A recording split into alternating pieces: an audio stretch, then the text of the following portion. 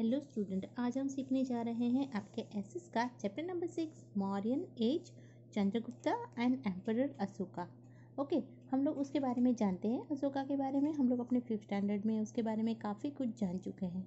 ठीक है, यहाँ पर हम इन दोनों के बारे में कुछ और जानकारी लेंगे। आपका chapter number 6 Mauryan age, Chandragupta and emperor Ashoka. As it was Sunday, all the children of the society gathered in the ground to play cricket. Bhavya and Jalpa formed teams. Coin was tossed to decide bowling and batting. Jalp says heads. The coin fell on the ground. It was heads. So Jalp asked for batting. Hitans asked, "Where do we find lion figure on the coin?" Bhavya explained to him, "The lion figure on the coin is heads. These lions figure have been engraved on huge pillar of Sarnath. These pillars were built by Emperor Ashoka of Mauryan dynasty. India has recognise it as national symbol." आप लोगों ने भी देखा होगा, जब भी आप कोई कॉइन लेते हो, कोई भी हमारा जो रेवेन्यू लेते हो या तो फिर आप कोई भी पैसा लेते हो रुपीज़, तो उसके ऊपर आपको इस तरह की ये फिगर देखने को मिलती है। ये हमारा 1 रुपीज़ का कॉइन। ओके, और यहाँ पर आपको पीछे ये वाले जो फिगर दिखती है, आपने देखा होगा हमारे हर एक कॉइन के पीछे ये वाली फिगर बनी हुई होती है। ओके, सो ये क्या है? ये है अशोक करके, जो सम्राट अशोक थे हमारे, उनका जो पिलर है सारनाथ में, वहाँ से ये हमारे नेशनल एम्बलम के लिए लिया गया था। और ये एक्चुअल में 4 लायन है। ये जो 1 2 3 हमें इस पे दिख रहे हैं, इसके अलावा एक और है इसके पीछे भी, पर वो हमें फोटो में नहीं दिखता, सो नहीं है वहाँ पर। ओके, और बीच में यहाँ पर ये जो सर्कल दिखता है, जैसा दिख रहा है आपको, यहाँ पर आपको ये क्लियर दिखेगा। ओके, शायद कॉइन में आपको ठीक से ना दिखे, बट यहाँ पर आपको ये क्लियरली दिखेगा। ये जो है, ये है अशोक चक्र, जिसको आपने हमारे जो ट्राई कलर फ्लैग है, हमारा तिरंगा, उसमें भी आपने ये वाला सर्कल जो है वो देखा होगा। इसकी 24 आर्क्स है, इसके बारे में आप जानते हो ना। ओके, इस तरह से हमारे जो सारे कॉइन्स है उसमें ये एम्बलम भी आपको दिखेगा, ये वाला जो है वो, और साथ में आपको ये लायन का जो है वो भी आपको दिखेगा हमारे हर कॉइन में। ये ऐसा क्यों? हम लोग इसके बारे में इतना कुछ क्यों सोच रहे हैं?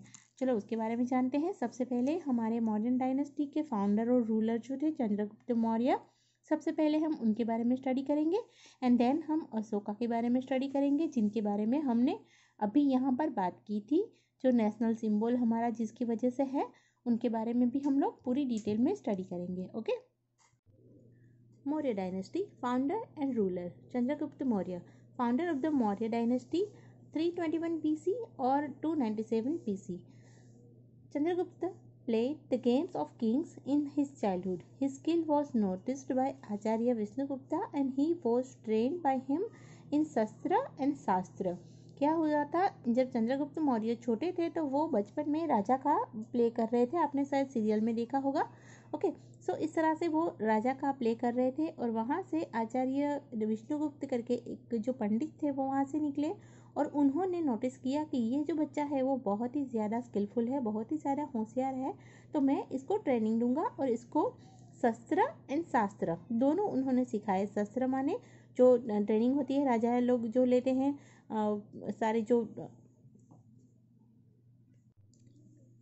आर्चरी जिसको बोलते हैं, आर्चरी, और शास्त्र माने जो पूरे जो शास्त्र हमारे हिंदू के धर्म के जितने भी शास्त्र है, वो सारे धनुर्विद्या वगैरह के जो भी शास्त्र है वो सब उनको आचार्य ने उनको सिखाए।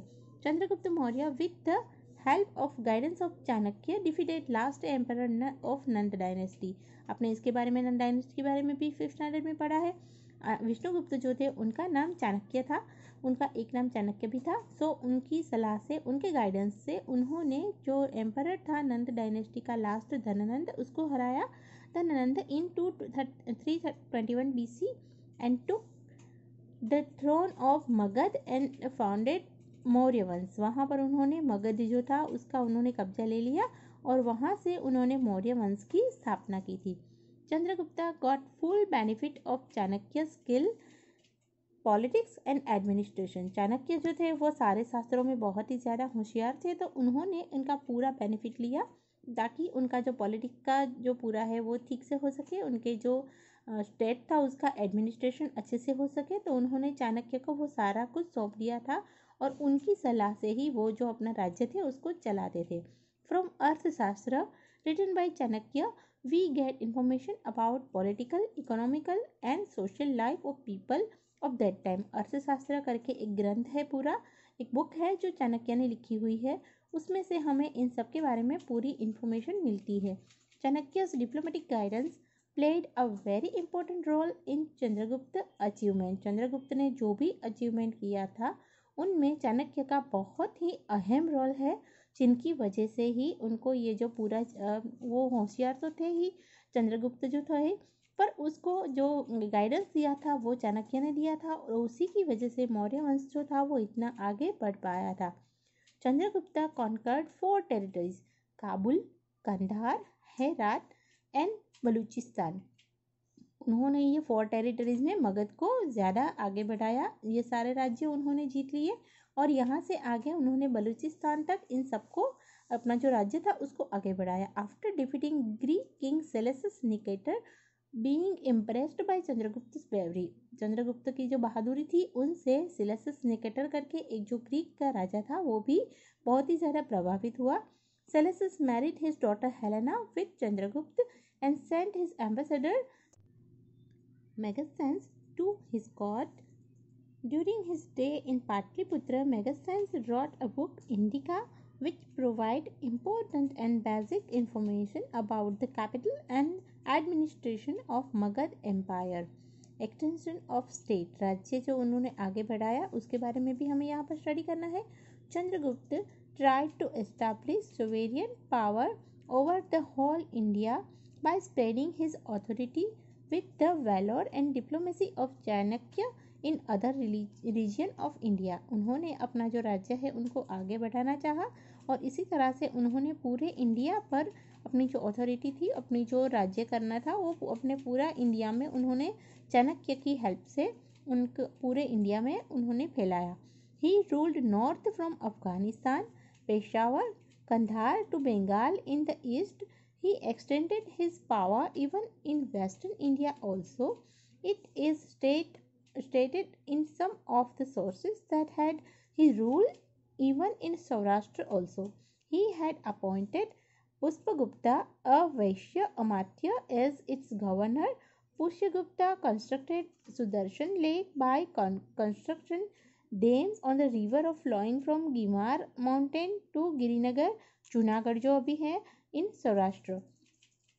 Konkan, Karnataka, Maharashtra and other regions of southern India were also part of the Magad Empire.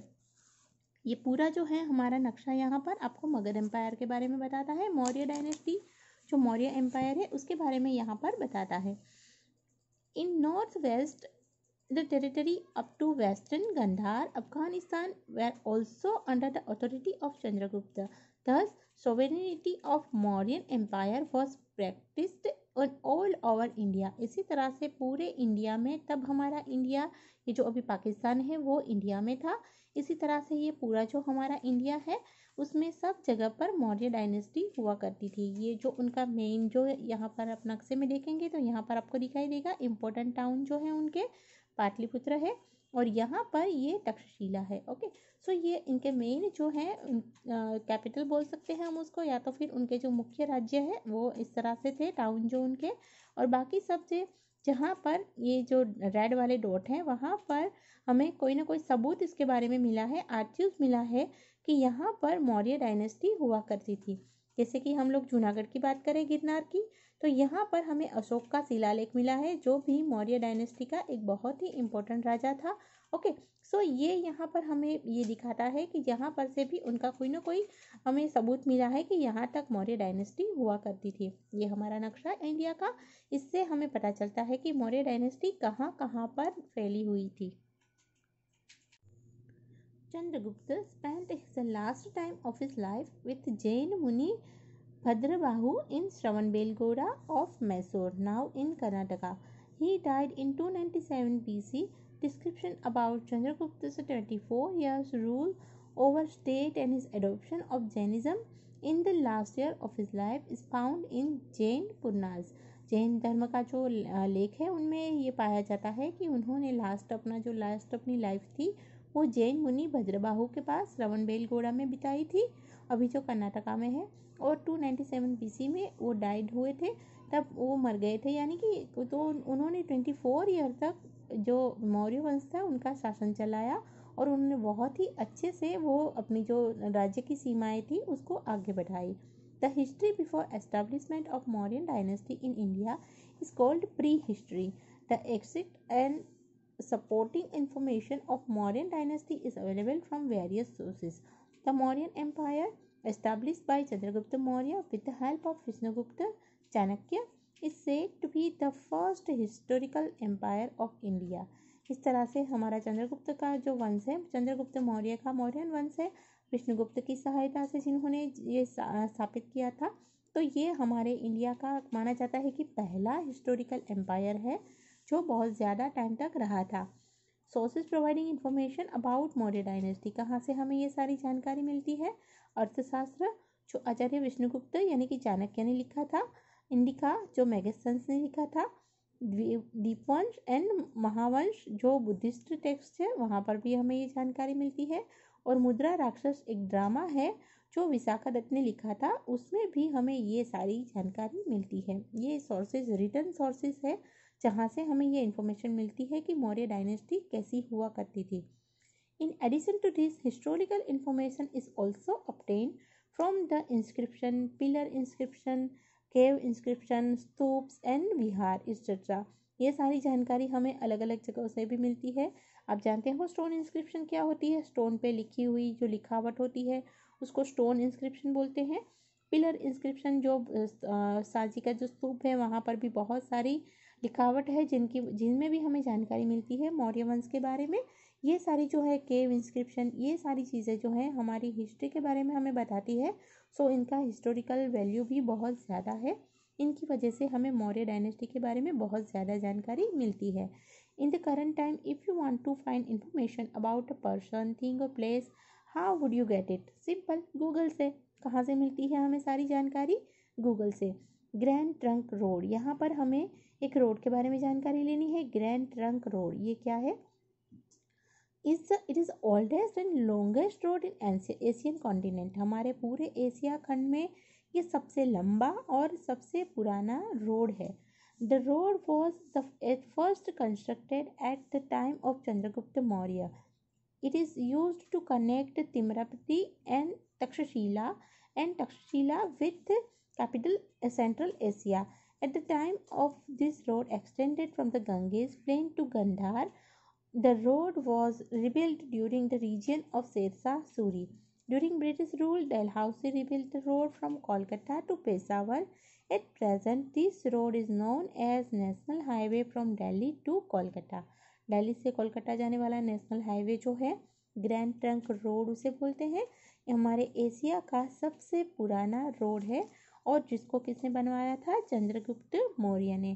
फिर उसमें अलग अलग लोगों ने अपने हिसाब से उसमें कुछ ना कुछ चेंजेस किए थे, जैसे कि शेरशाह सूरी ने उसको फिर से बनवाया, फिर डेलहाउसी ने अंग्रेज़ों के टाइम पे उसको फिर से बनवाया, और राइट नाउ अभी ये नेशनल हाईवे के नाम से जाना जाता है, दिल्ली टू कोलकाता। सो ये था हमारा चंद्रगुप्त मौर्य जिसके बारे में हमें अभी पूरी इन्फॉर्मेशन ली। ओके, हमारा दूसरा जो एम्परर था, दूसरा जो राजा था वो था बिंदुसार। उसके बारे में भी हम सारी इन्फॉर्मेशन कलेक्ट करेंगे बट हमारे नेक्स्ट पीरियड में।